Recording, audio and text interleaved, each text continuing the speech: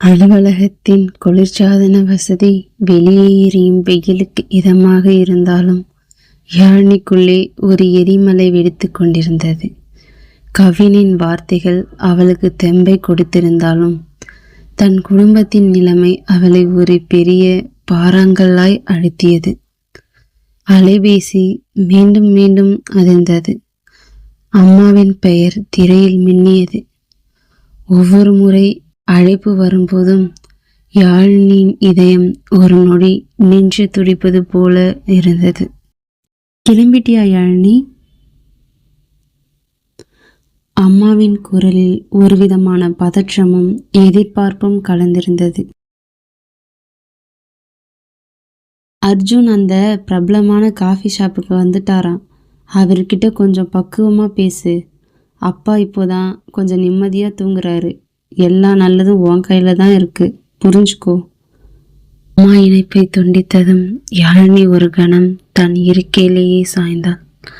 கண்கள் தானாக நனைந்தன. அப்போது அவளுக்கு பின்னால் ஒரு நிழல் வந்து நின்றது. அது கவின். கவின் முகத்தில் ஒரு தீவிரமான அமைதி இருந்தது. கிளம்பு யாழினி, நான் உன் பின்னாலேயே இருப்பேன். உன்னோட இந்த துணிச்சல் தான் உன் ஐஏஎஸ் கனவுக்கான முதல் படி. பயப்படாத என கவின் மிக மெல்லிய ஆனால் உறுதியான குரலில் சொன்னான். அந்த ஒரு வார்த்தை அவளுக்கு 1000 யானை பலத்தை தந்தது. அவள் தன் பையை எடுத்துக்கொண்டு அலுவலகத்தை விட்டு வெளியேறினாள். நகரத்தின் ஆடம்பரமான அந்த காஃபி ஷாப்பிற்குள் யாழினி நுழையும் போது ஒரு விதமான தாழ்வு மனப்பான்மை அவளை தடுத்தது. அங்கிருந்த சூழல், அங்கிருந்த மனிதர்களின் தோரணை அனைத்தும் அவளுக்கு புதிதாக மிரட்டுவதாகவும் இருந்தது. ஆனால் காஃபி ஷாப்பின் மூலையில் கவின் அமர்ந்து அவளை பார்த்து கண்ணசைத்ததும் அவள் நிமிர்ந்து நடந்தாள். முன்பதிவு செய்யப்பட்டிருந்த அந்த மேஜையில் அர்ஜுன் அமர்ந்திருந்தான். கையில் ஒரு விலை உயர்ந்த வாட்ச், சுத்தமான ட்ரீம் செய்யப்பட்ட தாடி, பிராண்ட் கோட் என பார்க்கவே ஒரு பிஸ்னஸ் மேக்னட் போல இருந்தான். அவன் வந்த நேரம் 5 மணி என்றால் 5 மணிக்கே அங்கே இருந்தான். அவனிடம் ஒரு விதமான நேர மேலாண்மை இருந்ததும் அதில் ஒரு விதமான ஆதிக்கம் கலந்திருந்தது. அவன் தன் அலைபேசியில் ஏதோ ஒரு முக்கியமான பிஸ்னஸ் மின்னஞ்சலை படித்து கொண்டிருந்தான்.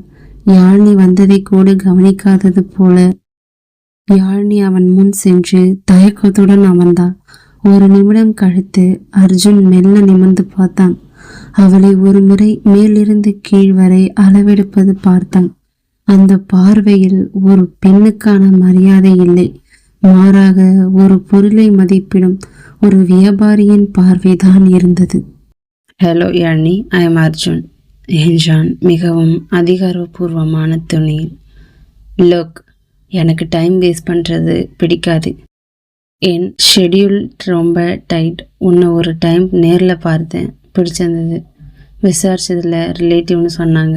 அதான் மம்மி டாடிக்கிட்ட வீட்டில் பேச சொன்னேன். எனக்கு உன்னை ஓகே. யாழினி மெல்ல ஆரம்பித்தாள்.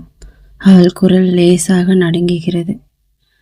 மிஸ்டர் அர்ஜுன், எனக்கு இப்போ கல்யாணத்தில் விருப்பம் இல்லை. எனக்குன்னு சில லட்சியங்கள் இருக்குது. நான் ஐஏஎஸ் எக்ஸாம் எழுத படிக்கிறேன்.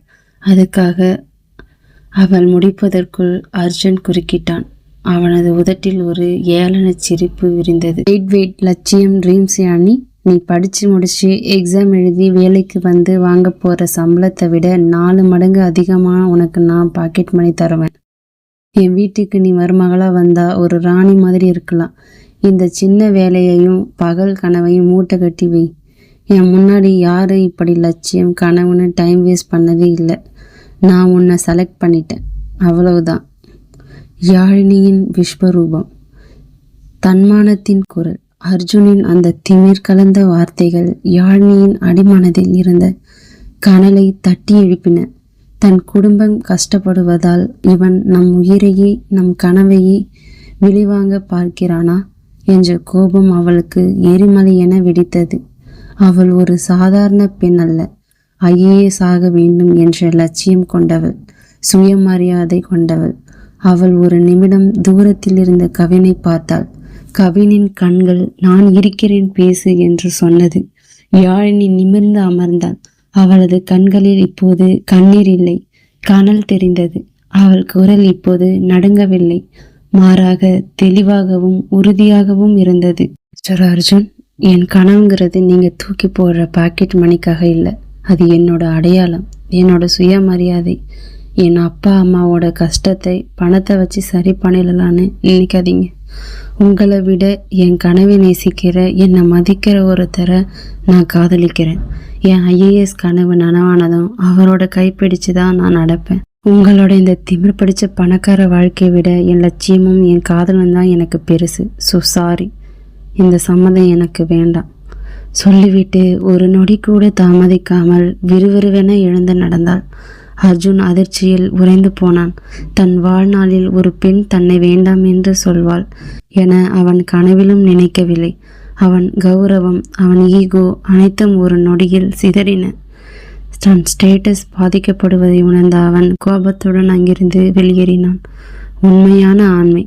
காஃபி ஷாப்பிற்கு வெளியே வந்த யாழினியின் கைகளை மெல்ல பற்றி கொண்டான் கவின். யாழினி, இப்படிதான் இருக்கணும். உன்னோட இந்த தைரியம் தான் எனக்கு பெருமை என்று உற்சாகமாக கை குலுக்கினான். யாழினி தழுதழுத்தாள். கவின், ஆனா இப்போ பயமா இருக்கு. அவன் போயிட்டு எங்க வீட்டில் நம்ம காதலை பத்தி சொல்லிட்டா என்ன பண்றது? அம்மாவை எப்படி சமாளிப்பேன்? கவின் அவளை தேற்றினான். யாழினி, இவனை போல திமிர் பிடிச்சவங்க அவங்க கௌரவத்துக்காக தான் பார்ப்பாங்க. ஒரு பொண்ணு அவனை நிராகரிச்சிட்டான்னு அவனால் வெளியில சொல்ல முடியாது. சொன்னாலும் நான் இருக்கேன். உன் தந்தைக்காக எவ்வளவு வேணும்னாலும் நான் உழைப்பேன். யாரோ ஒருத்தன் போடுற பிச்சை நமக்கு வேண்டாம். நம்ம உழைப்புல உங்க அப்பாவை குணப்படுத்துவோம். கவலைப்படாதே.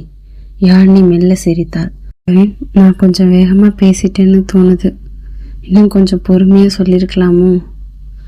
கவின் அவள் கண்களை நேராக பார்த்தான். இல்லை யாழினி, சுயமரியாதை இழிவுபடுத்துகிற இடத்துல அமைதியாக இருக்கிறது தப்பு. நீ செஞ்சது தான் சரி. உன்னை யாருக்காகவும் எதுக்காகவும் நான் விட்டு கொடுக்க மாட்டேன். அந்த மாலை நேரத்து அந்திச்சாயும் பொழுதில் கவினின் கைகளை இறுக பற்றி கொண்டாள் Yazhini. I love you Kavin. அந்த ஒரு வார்த்தையில் அவளது பயம் அனைத்தும் கரைந்து போயின. அதிகாரம், பணம் மற்றும் ஈகோவை கொண்டு ஒரு பெண்ணின் மனதையோ லட்சியத்தையோ விலைக்கு வாங்க நினைப்பது உண்மையான ஆண்மை அல்ல. இது ஒரு பெண்ணின் சுதந்திரத்தை பறிக்கும் செயல். பெண்ணின் கனவை மதித்து அவளது இக்கட்டான சூழலில் துணையாக நின்று அவளது சுயமரியாதையை காப்பவனே உண்மையான காதலன் மற்றும் உண்மையான ஆண்மகன்.